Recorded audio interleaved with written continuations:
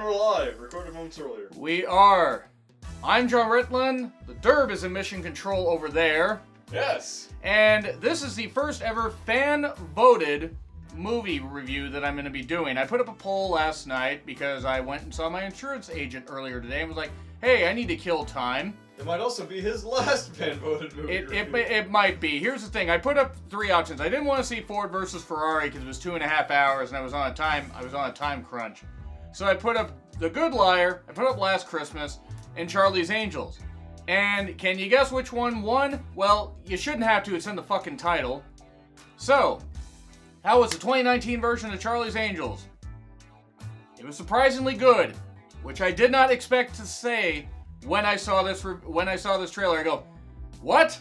What is it? Why? Why are they doing this now? Why am I enjoying this at least moderately? I mean, I'm going to probably get into spoilers a little bit. We're not going to put a graphic here. I'll just say, hey, spoilers, I'll do that. But for now, if you don't know the story of Charlie's Angels, I don't know what the fuck you're doing here waiting for an explanation. There's 3 women.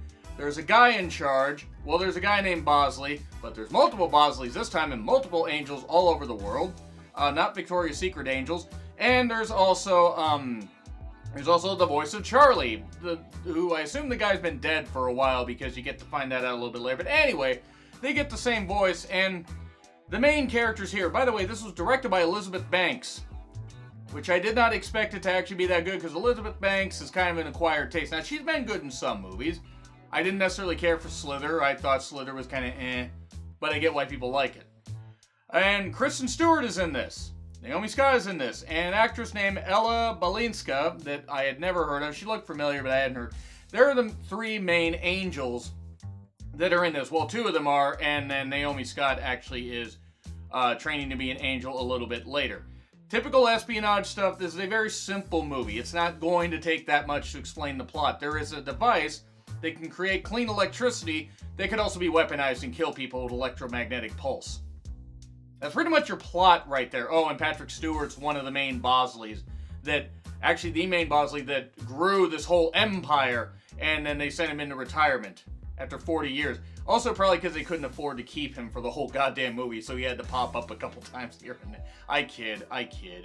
The movie was made for like a $48 million budget, which kind of makes sense given the cast. I mean, when Kristen Stewart's your biggest star, and I feel bad for saying that, because actually I like Kristen Stewart, and this movie could have been called Charlie's Angels, aka Kristen Stewart wears no pants half the time in the movie, which wasn't necessarily a bad thing.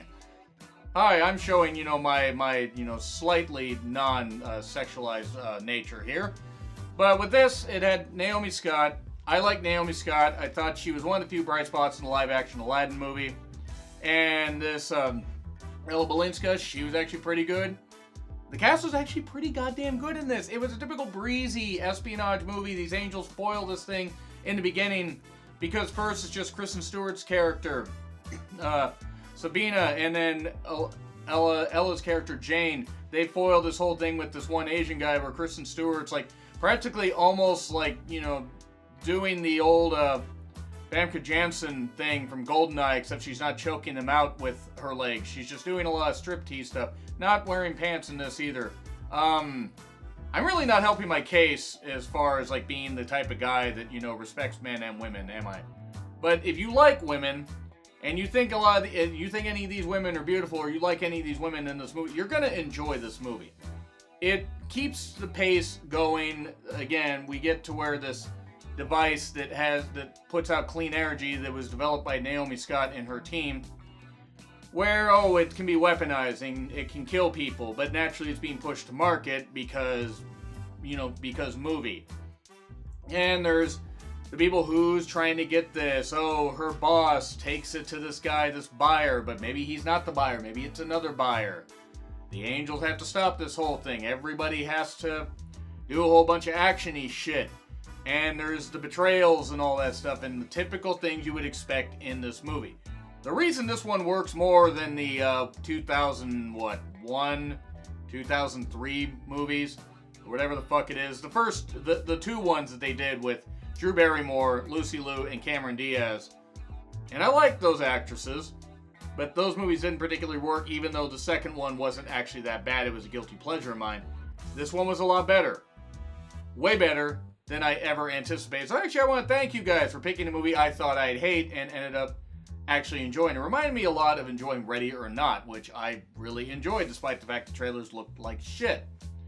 So that's pretty much it. Like, really, right now, we're just going to get into spoilers. But typically, it's a breezy action movie with women doing things, the whole women empowerment thing. That's really what it is. It's all about women empowerment. And people are probably going to hate the tone of it because they're going to say, oh, it's all about the feminist movement, this kind of stuff. Do you not remember that Charlie's Angels came out in the 70s and they did this stuff? This was, back about 40 fucking years ago. Get over it. And it's also better, again, than the ones that they did about 15, 20 years ago. So, with that said, at 6 minutes, basically, we are going to get into spoilers here. So 6 minutes, and 3, 2, 1, if you're still here, we're going. So, you got Patrick Stewart that gets sent into retirement.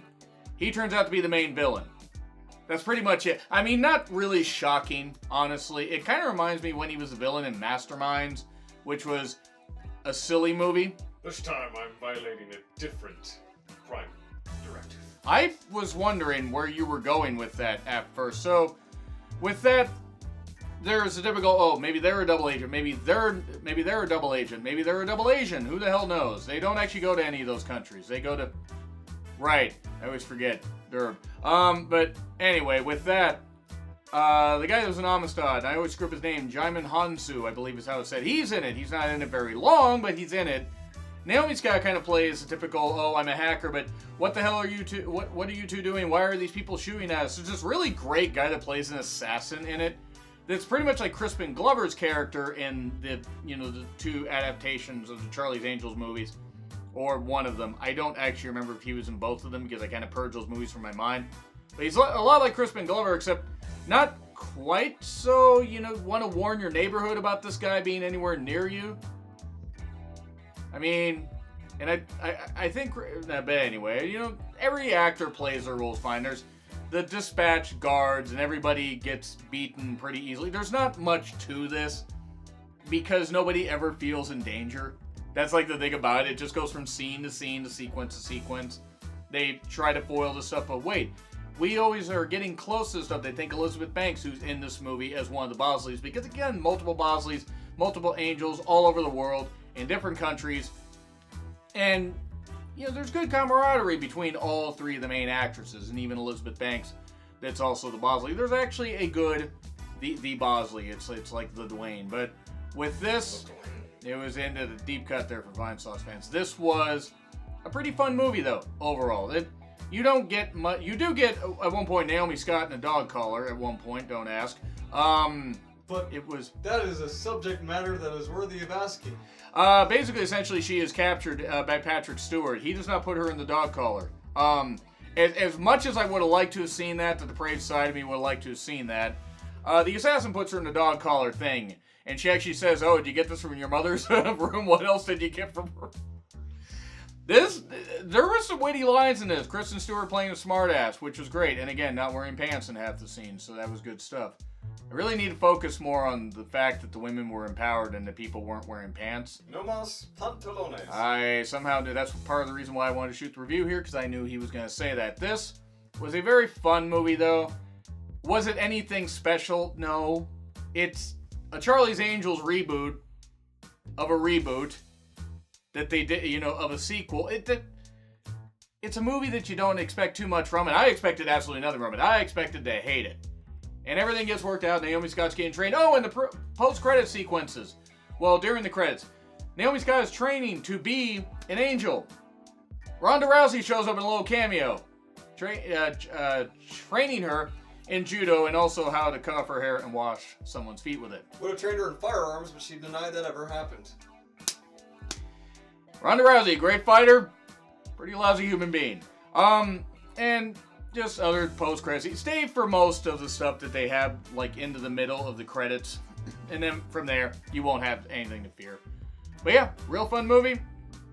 Way more enjoyable than I expected. If you watch it, you may be surprised. And maybe it's because I went in with no expectations. Maybe it's because I was in a good mood. I don't fucking know. But anyway, fuck it. B. I'm giving it a B. Why the hell not? I don't know if I'll put a poll up there. Not the B! I actually would have liked a giant bee to be there. We should watch that Nicolas Cage movie. We should. But anyway, I'm John Ritlin. This is the Durbinator over there. We'll see you soon.